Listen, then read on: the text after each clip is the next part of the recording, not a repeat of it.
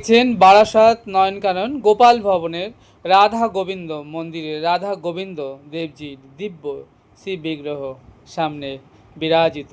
আজ 24শে মার্চ শুভ মঙ্গলবার 2026 রাধা গোবিন্দ দেবজির মন্দিরে সকাল থেকেই চলছে মঙ্গল আরতি, ভগবানের কথা, নাম পাঠ, হরিকথা, গীতা পাঠ দিয়ে গোপালের শুভ অনুষ্ঠান শুরু হয়েছে। কারণ আজ এই গৃহের ছোট নাতি সুরজিতের শুভ জন্মদিন পালিত হচ্ছে। এবছর সে 21তম বর্ষে পদার্পণ করেছে। আপনারা দেখছেন মন্দিরে শ্রী বিগ্রহ গোপালজি, এদিকে গৌরাঙ্গ মহাপ্রভুষদ পঞ্চতত্ত্ব, সামনে গো মাতা পঞ্চতত্ত্বকে দেখছেন নৃসিংহদেব ভগবান, জগন্নাথ বলদেব, সুভদ্রা মাইয়া, লক্ষ্মী নারায়ণজি। এদিকে রাধা গোবিন্দ গোপালজি রয়েছেন, ঠিক তার পাশেই আপনারা দেখতে পাচ্ছেন জগন্নাথ বলদেব সুভদ্রা মাইয়া দিব্য শ্রী বিগ্রহ।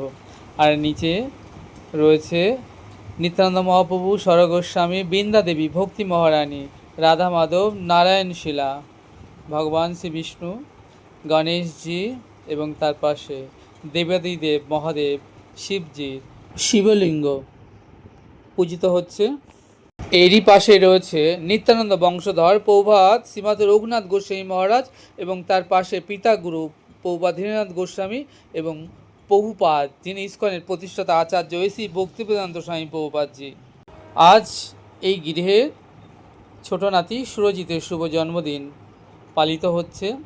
সকাল থেকেই মন্দিরে চলছে ভগবানের দিব্য অপ্রাকৃত নাম কীর্তন, সেই সঙ্গে গীতা পাঠ আর ভগবানের রূপগুণ লীলার মহিমা বর্ণন।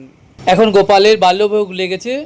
ননি, মিষ্টান্ন দ্রব্য, পরমান্ন, দধি, পনির এবং পুষ্পান্ন দিয়ে গোপালের সেবা হচ্ছে।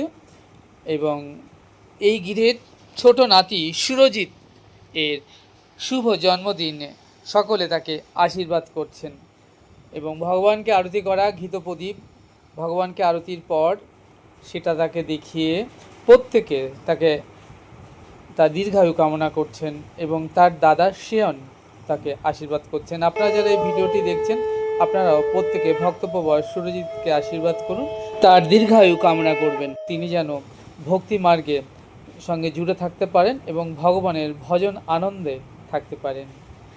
এটাই ঠাকুরজির কাছে হোক আজকের প্রার্থনা। রাধে রাধে।